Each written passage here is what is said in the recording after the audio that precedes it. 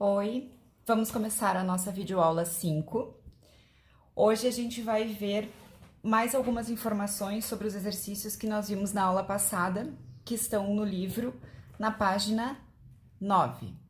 Lembrando que eu preciso que vocês carreguem à vontade, vamos querer aprender, vamos querer fazer essa aula, pegar o caderno e lembrar que ela é uma aula e não uma palestra. Então, peguem caderno, lápis, borracha, régua, caneta e mãos à obra, ok? Então, vamos lá. Lá na página 9 da aula passada, nós fizemos alguns exercícios aqui, onde nós vimos que existem diferenças entre dois custos. O custo total para a produção de 20 unidades e um custo para a fabricação da 20ª unidade. Então, a gente aprendeu a fazer isso. Quem não assistiu a aula passada, volta lá e assiste aquela aula. Eu estava olhando e tem alguns exercícios aqui que ainda dá para a gente aprender alguma coisa. Lembrando sempre que o que nós estamos fazendo com esses exercícios é aprendendo uma ideia. Não vamos aplicar isso do jeito que ele aparece em nenhum lugar. Nós vamos aprender um pensamento que nós usamos para resolver esse exercício e vamos levar isso para a nossa vida. Então, estamos aprendendo ideia, estamos aprendendo como pensar. Não esqueçam disso, tá? Quando vocês forem se perguntar para que eu tenho que aprender sobre uma função que fala de eficiência de trabalho, essa função você não vai usar, mas a ideia que existe dentro do exercício sobre eficiência, essa sim. Então, nós estamos aprendendo a pensar, não a fazer uma conta. Combinado? Então, vamos lá. O exercício 65, eu não lembro se eu... Na verdade, eu acabei circulando mais alguns exercícios aqui e eu não lembro aqueles que estavam. Então, vou fazer uma fala em todos eles. Esse exercício sobre vacinação fala o seguinte. Ele diz que durante um programa nacional para vacinar a população contra um certo tipo de gripe, as autoridades descobrem que o custo para vacinar X% da população é de aproximadamente esta fórmula. Então, vamos lá. O exercício 65, da página 9, onde a gente vai ficar, fala sobre campanha de vacinação. E ele fala em vacinar X% da população. Ok? Ele diz que o custo para isso é de C de X igual a 150x dividido por 200 menos o X, em milhões de reais.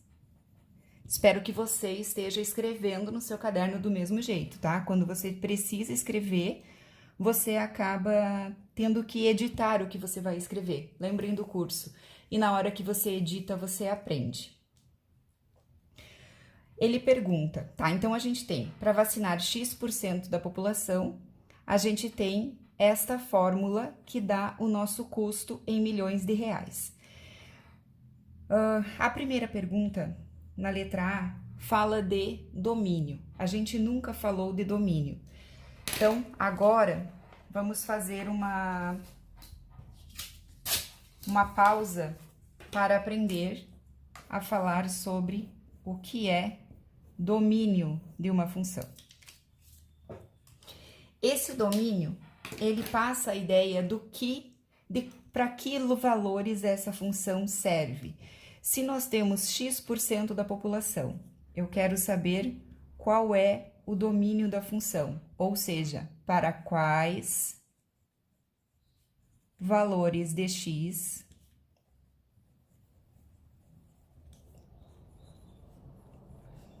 esta função tem sentido. Isso significa um domínio. Então, vamos pensar. Se o nosso X é percentual da nossa população, Bom, eu posso vacinar quanto por cento da minha população? No mínimo, eu posso vacinar 0%.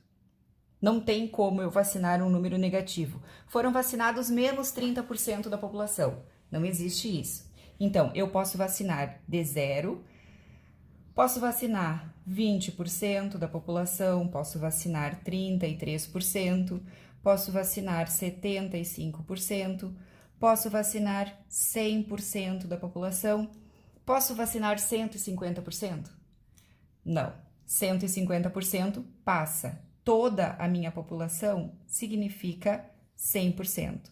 Então, o meu domínio são valores de x para qual a função tem sentido.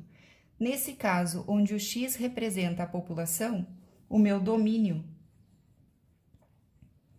vão ser os valores de x que estão entre 0 e 100. Os valores de x que são maiores ou iguais a 0 ou menores ou iguais a 100, porque eu posso vacinar ninguém ou posso vacinar todo mundo, certo? Essa é a ideia de domínio. Vocês têm que ter claro que, se eu quiser calcular o valor dessa função aqui para um x igual a 150, eu consigo fazer a conta. Olha só, qual seria o valor dessa função para um x igual a 150? Eu faria o c de 150 igual a 150 vezes 150 dividido por 200 menos 150. Tô trocando o x daqui por 150. Então, essa conta aqui, eu pego minha calculadora e é uma conta que eu consigo fazer. Deixa eu ver se a luz não vai ficar ruim. Eu posso fazer, abre parêntese, 150 vezes 150, fecha, dividido por, abre parêntese, 200 menos 150, fecha parêntese. Eu vou encontrar 450, o quê? Milhões de reais. Mas essa conta eu consigo fazer, mas eu não devo fazer, porque o 150 não tem sentido para esse exercício onde eu estou falando de percentual de população. Então, nem sempre o domínio vai ser um valor que não dá para fazer a conta. Muitas vezes ele dá para fazer a conta, que é o caso do 150, mas essa conta aqui não tem sentido. Ok? Porque 150% da minha população eu não consigo vacinar. Então, por isso que o nosso domínio vai ficar entre 0 e 100. Lembrando, não que eu não possa fazer o cálculo para valores que são fora desse intervalo, mas eu não devo fazer. Segundo exercício, segunda letra aqui, ele pede para que valores de x a função tem significado nesse contexto. A mesma resposta que a gente tem aqui, para valores de 0 a 100. Ele está explorando aqui o domínio de uma função real, tá? A gente vai falar do domínio aplicado ao contexto, certo? Qual o custo para vacinar 50% da população? O custo para vacinar 50% da população seria o C de 50, já que o nosso X está em percentual, ó. Então, se eu quero vacinar 50%, o meu X vai ser 50. Então, a gente tem que calcular o C de 50. 150 vezes 50 dividido por 200 menos 50. Vamos lá. Abre parêntese, 150 vezes 50 dividido, abre parêntese, 200 menos 50, fecha, igual. 50 o quê? 50 milhões de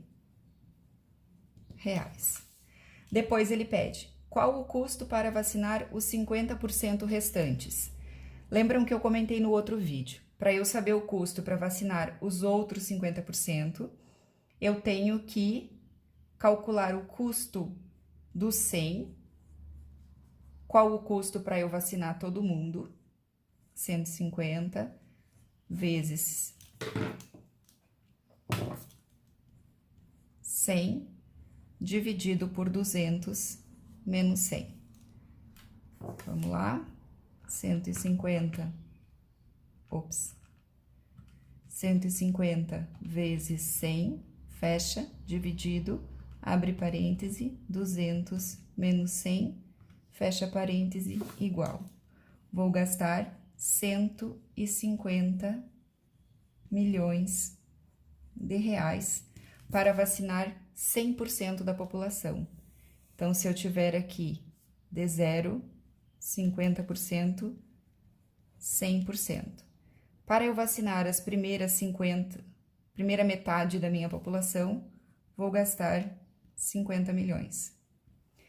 Para eu vacinar todo mundo, vou gastar 150 milhões. Isso significa que a minha segunda metade vai custar 100 milhões. Ok? A ideia, certo? A letra E, ele pergunta, que porcentagem da população terá sido vacinada após serem gastos 37 milhões de reais no programa? 37 milhões eu espero um número por aqui. Mas como que eu faço para encontrar esta solução?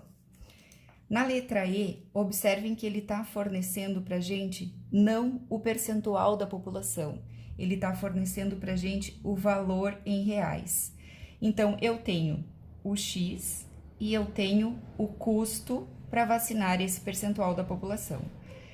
Nesse caso aqui, ele nos deu o X, que era 50, e pediu o custo, que a gente calculou, que deu 50 milhões também. Aqui, nós tínhamos o X, que era 100%, calculamos o custo, que deu 150. Agora, nós temos o custo, 37,5 milhões. E nós queremos saber qual o percentual da população que gera esse custo.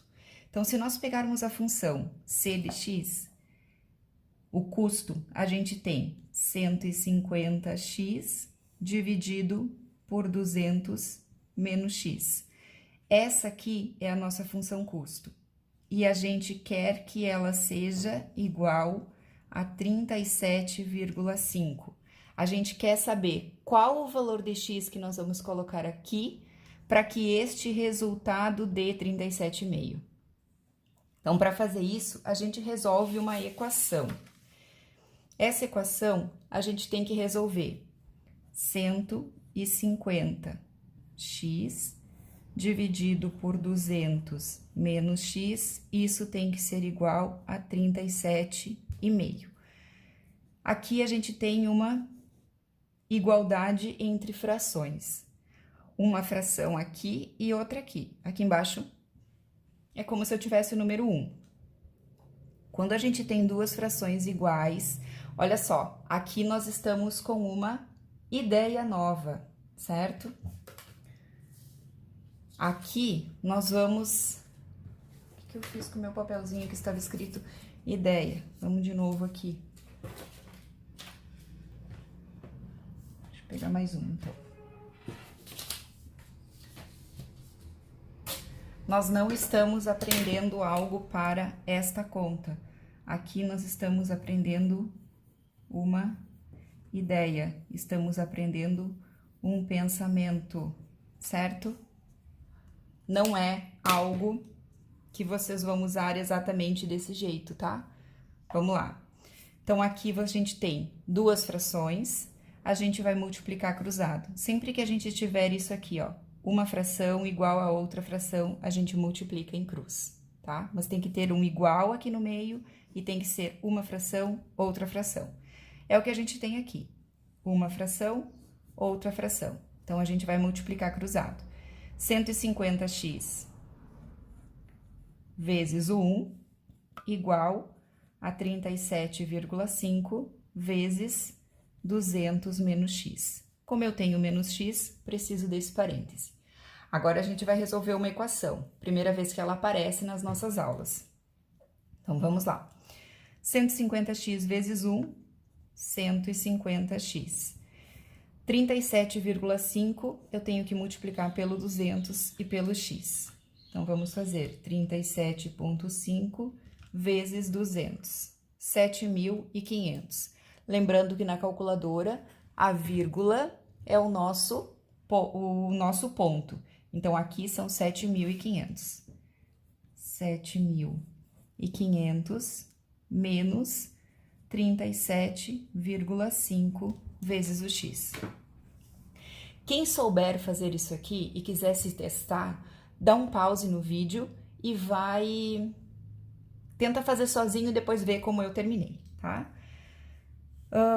37,5 é negativo, então, se a gente for trocar de lado, a gente vai ter 150x mais 37,5x igual a 7.500.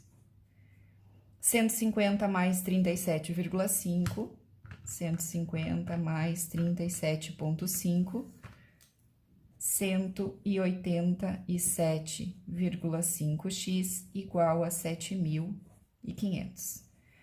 O 187,5 nós vamos fazer dividido pelo 7.500. Quer dizer, 7.500 dividido por 187. 7.500 dividido por 187,5. 40. Vou deixar escrito aqui.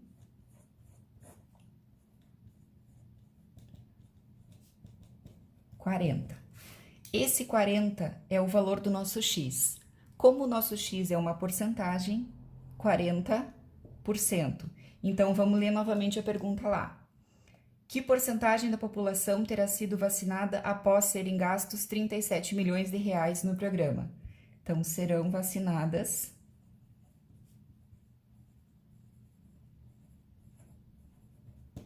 40% da população com 37,5 milhões de reais. Ok? Eu prefiro que vocês façam um exercício como esse, bem devagar, com tudo explicado, porque é muito melhor, é muito melhor vocês aprenderem a ideia, aprenderem a pensar, fazendo um exercício e entendendo cada passo que vocês deram, do que vocês resolverem 50 exercícios e não entenderem o que estão fazendo, tá? Então, muito importante para mim, pra gente, para todo mundo, que vocês compreendam. Então, se vocês estão com pouco tempo, façam um exercício, mas entendam bem a ideia, o pensamento que foi colocado por trás disso, por que a gente fez cada passo. Realmente aprendam o que vocês estão fazendo, ok? Agora já vamos passar para o próximo. O 66. Vocês tinham que fazer também, mas ele não falava em função. O 67, eu acredito que a letra C a gente não tenha discutido. Então, ele fala aqui, estima-se que daqui, deixa eu ver se aparece aqui, senão eu vou ficar sem folha, dá para usar o verso. Então, vamos continuar por aqui. 67. Estima-se que daqui T anos, um certo bairro terá uma população de PDT igual a 20 menos 6 dividido por T mais 1, onde o T são anos e o PDT está em 1.000 habitantes. Qual a população do bairro daqui 9 anos? Então, aí a gente fez o P de 9, encontrou um valor. Qual será o aumento da população durante o 9º ano? No 9º ano, a gente vai fazer o P de 9 menos o P de 8. O que acontece com a população para grandes valores de t. Essa daqui eu acho que eu não tinha pedido para vocês colocarem. Olhem o que está acontecendo com essa população aqui. A estimativa é que ela se comporte de acordo com esta função.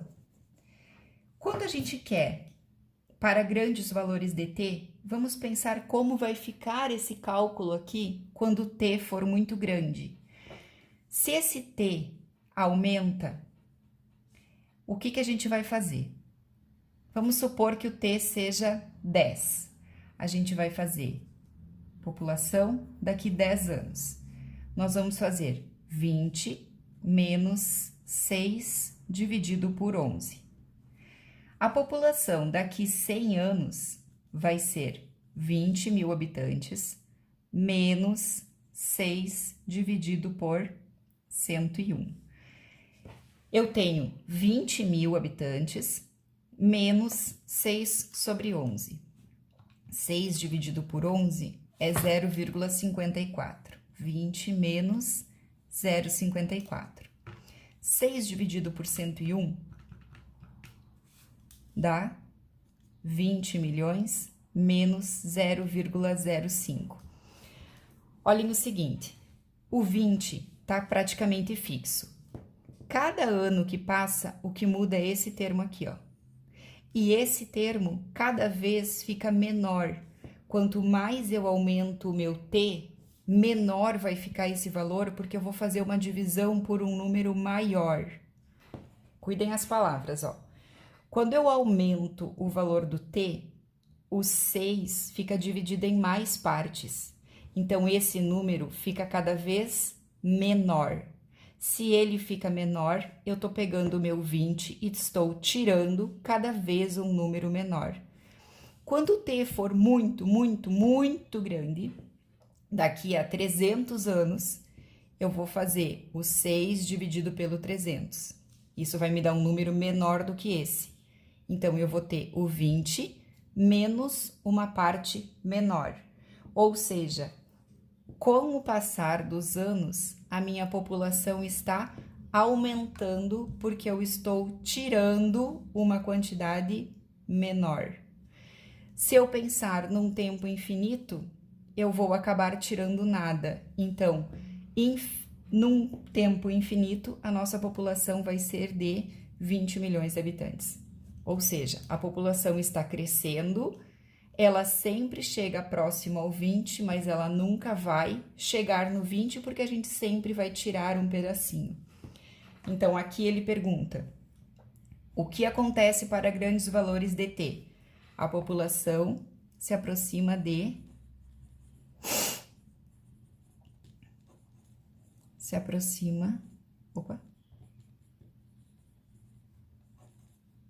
de 20 milhões de habitantes. Vocês podem pegar o GeoGebra e fazer esse gráfico aqui, ó. Eu não consigo fazer no GeoGebra porque eu tenho que botar no computador, daí o vídeo fica muito ruim.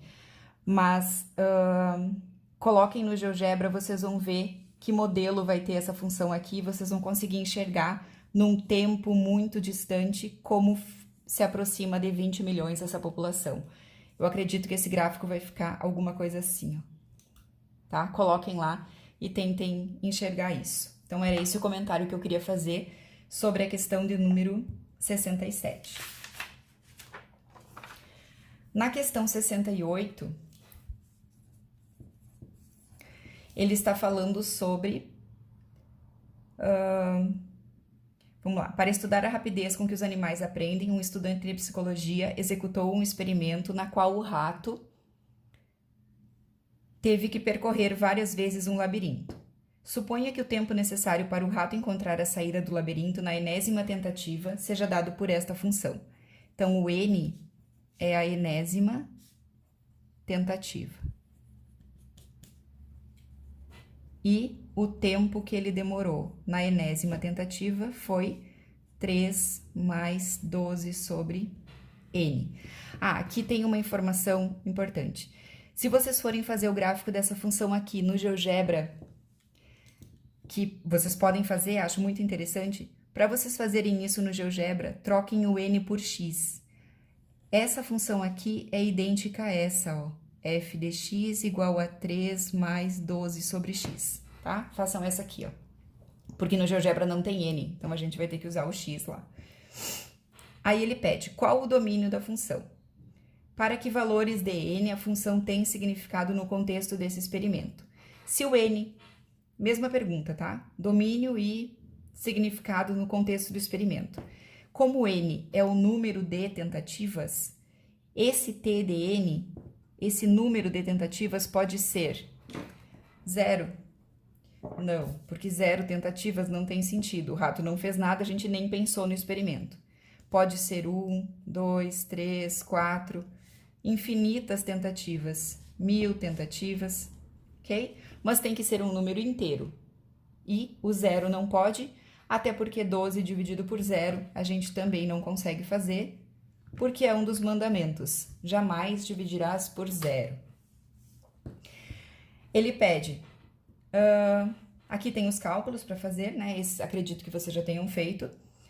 De acordo com a função t, o que acontece com o tempo necessário para que o rato encontre a saída do labirinto quando o número de tentativas aumenta?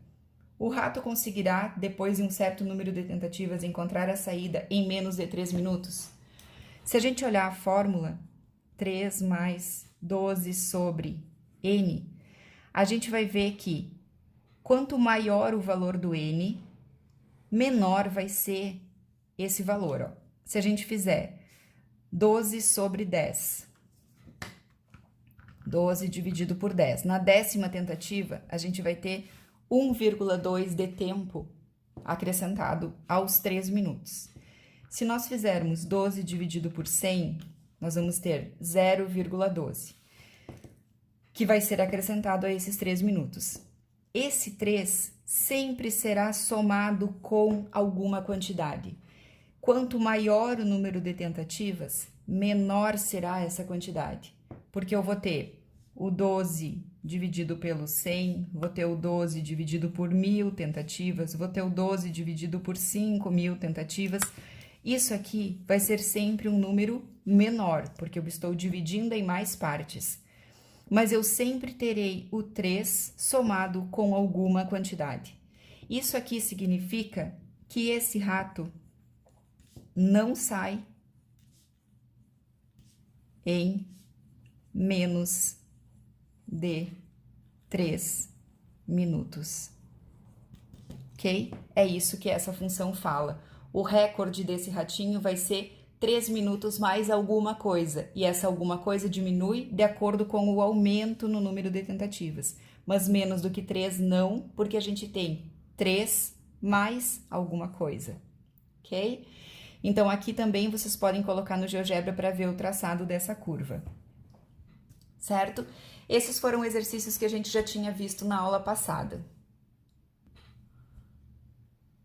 Tem bastante coisa do livro que tá ficando para trás, tá? Porque são exercícios de custo para venda de alguma coisa que eu acredito não serem tão interessantes, eles não vão trazer ideias tão interessantes para esse momento. A seção 1.2 fala do gráfico de uma função. Então, aqui ele tem o contexto, os textos.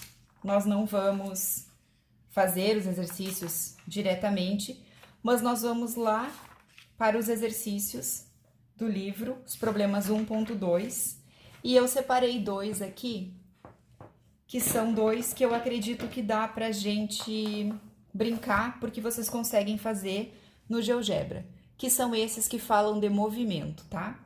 Então, aqui, quem quiser organizar o seu caderno, nós estamos nos problemas 1.2, ok?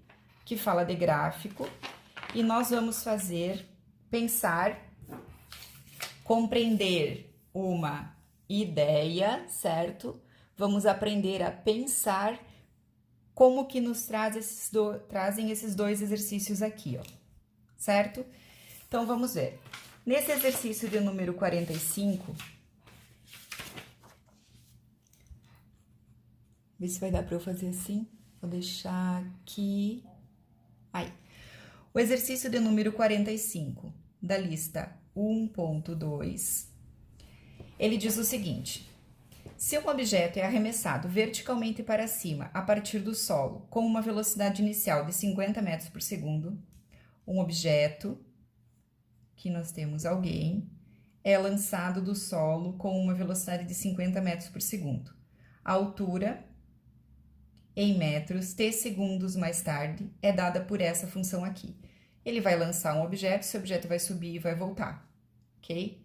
Ele diz que essa altura, em função do t, é dado por menos 4,9 t ao quadrado mais 49t, ok?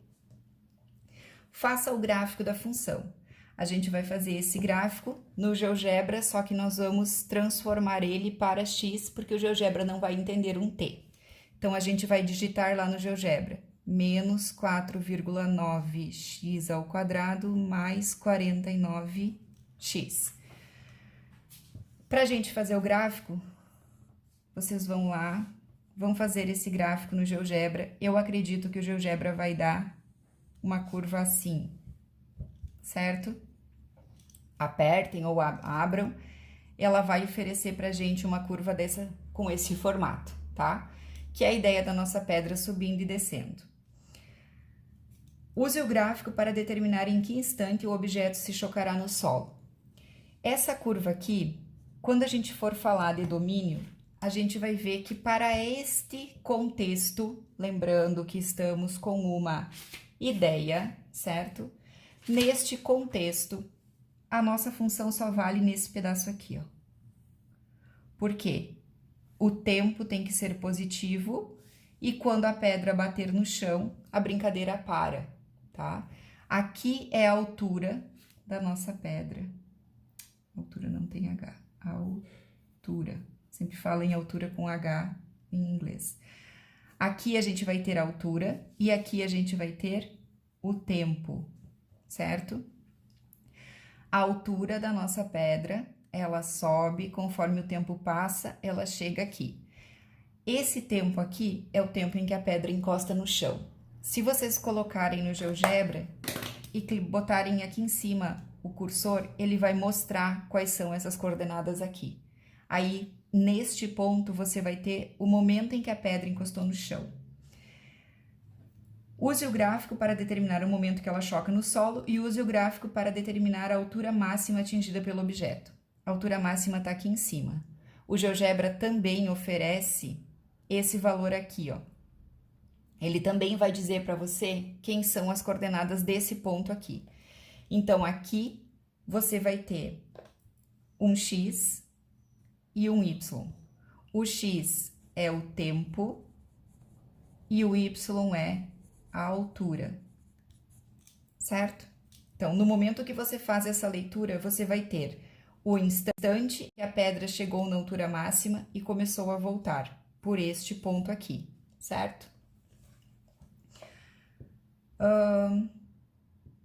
Isso. Então, ele quer quando ela encosta no chão e qual é a altura máxima. Então, vou deixar para vocês colocarem no GeoGebra. Esse ponto vai dar o tempo é a primeira coordenada sempre, tá? E a segunda é a altura. Esse ponto, vocês vão ver que a altura aqui vai ser 0, porque tem lógica, né? Se ele tocou no chão, a altura que a pedra está do chão é 0, porque ela encostou no chão. O 46, vocês vão fazer da mesma forma. Ele fala também no movimento de projétil lançado verticalmente a partir de um silo subterrâneo. Aqui, ele está sendo lançado de um silo subterrâneo.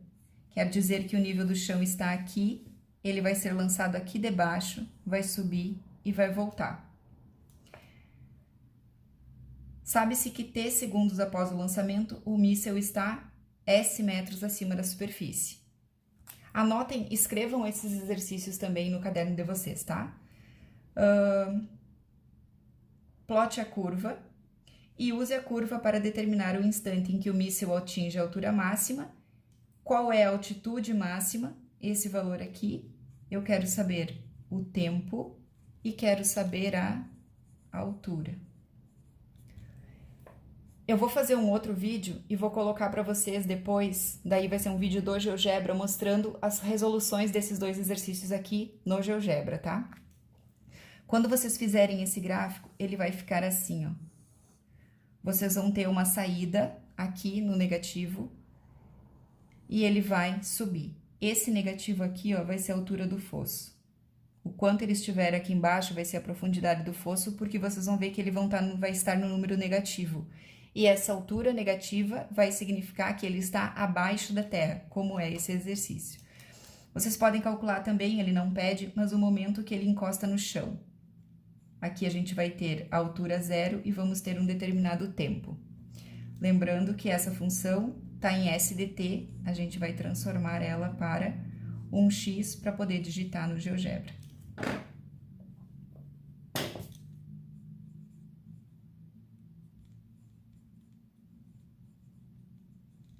Ok? Então, desses exercícios aqui, são esses dois que eu quero que vocês façam. E esse aqui, que fala de segurança na estrada. Então, aqui, a gente vai ter o seguinte contexto. Deixa eu deixar assim. Esse aqui também vai vender pra gente mais uma ideia, tá? Que seria o 49. Estou na página 21 do livro, tá?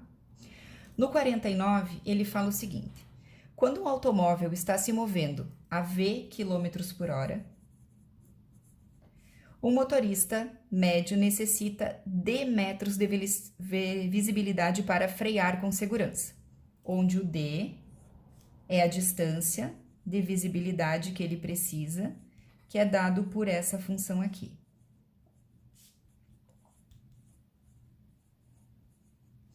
Desenhe o gráfico dessa função.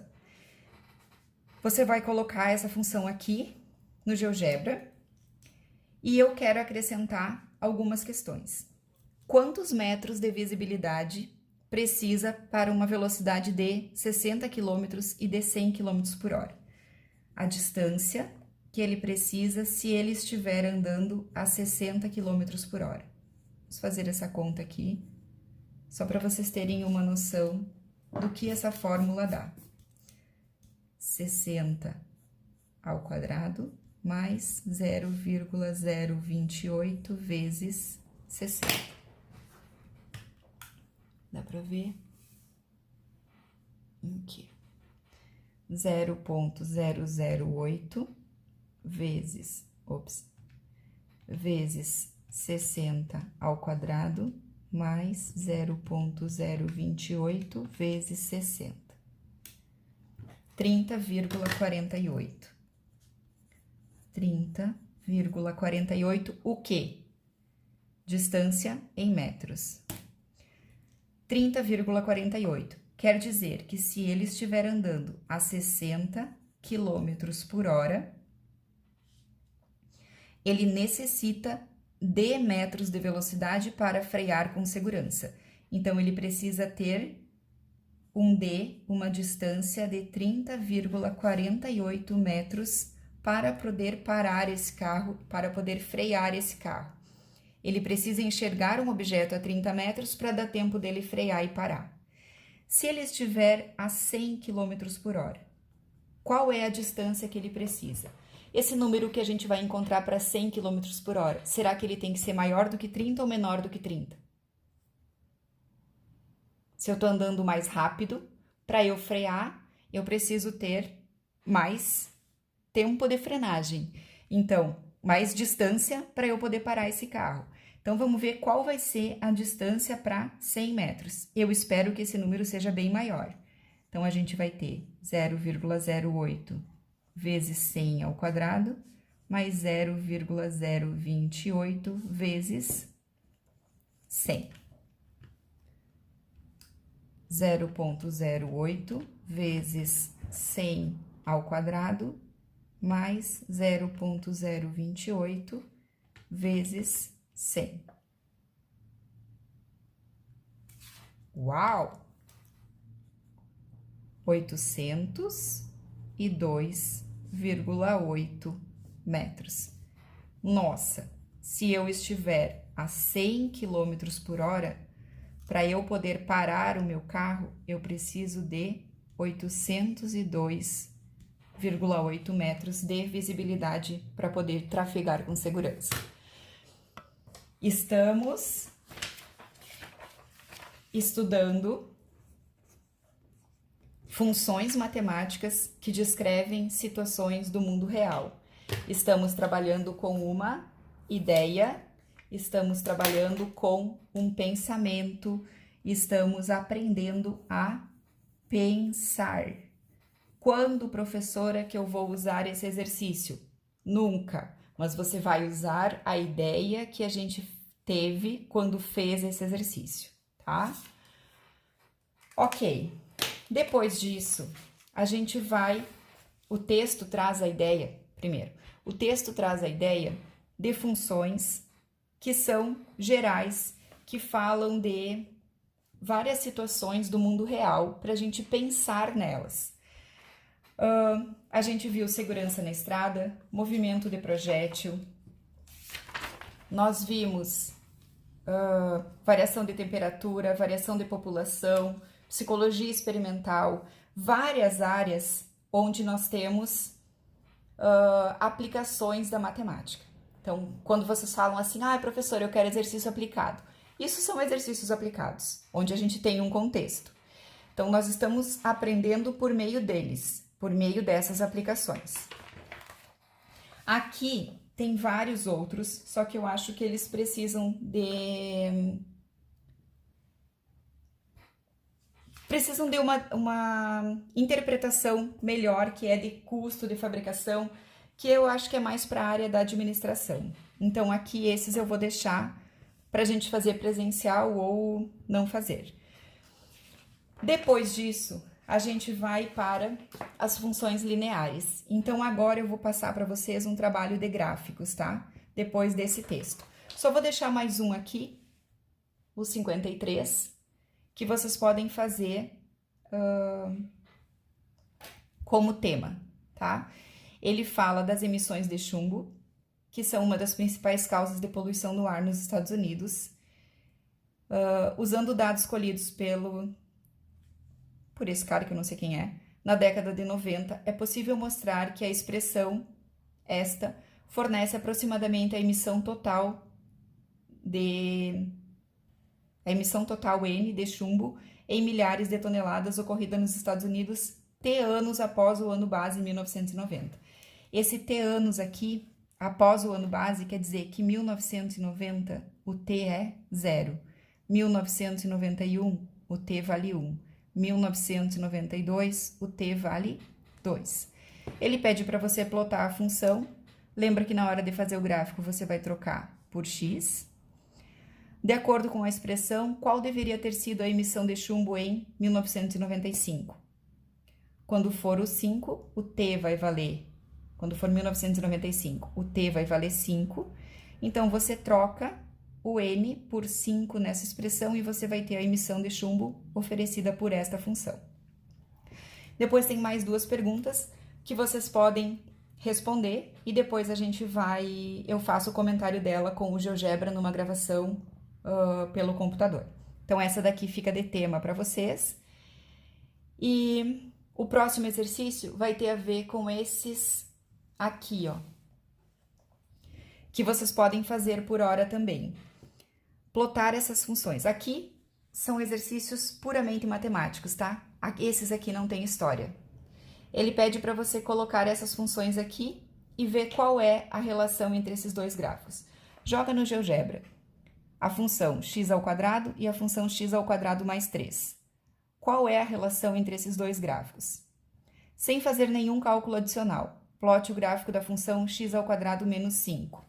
E aqui eu desafio vocês a vocês colocarem mais 3, mais 4, mais 5, mais 6, menos 1, menos 2, menos 3, para ver o que acontece com essa função, que a gente vai trabalhar agora matematicamente. A mesma coisa aqui. Qual é a relação entre o gráfico da função x² e menos x²? Desafio também. Coloca lá 2x² e coloca menos 2x². E vê como uma conversa com a outra. Esse aqui vai ser o trabalho de vocês, tá? Então, vocês não estariam perdendo tempo fazendo isso.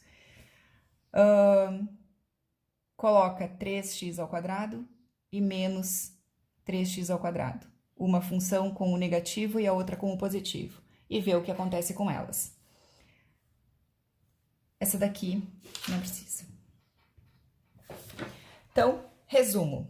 Vamos encerrar nossa aula dessa semana. Nós revisamos os exercícios da página 9, falamos sobre domínio de uma função, que é onde a gente consegue fazer o cálculo para ela. Resolvemos um exercício adicional, que foi o da vacinação. Depois a gente foi para os gráficos e fizemos uma ideia desses gráficos aqui, que ficaram de temas para vocês fazerem no GeoGebra. Movimento de um projétil, esses dois. Segurança nas estradas, também tivemos uma ideia de qual é a distância, quantos metros de visibilidade nós temos que ter para frear, dependendo da velocidade do carro. Nós temos uma função que fala isso. A 53 ficou de tema para vocês, para a gente falar de poluição do ar. E aqui, exercícios para vocês fazerem no GeoGebra e brincarem de ser cientista, ser um matemático. Se vocês pensarem na situação do mundo atual, as pessoas têm que olhar para os sintomas na pandemia, têm que olhar para o que a pessoa tem, como se transmite o vírus, e tem que tentar adivinhar o que está acontecendo. A gente vai fazer isso no modo bem menorzinho, onde vocês vão tentar adivinhar o que acontece com essas funções aqui. Então, a partir daqui, esse cientista, vocês vão ter o trabalho para fazer na próxima, que vai ser o trabalho dessa semana, ok? Um abraço para vocês e bom estudo!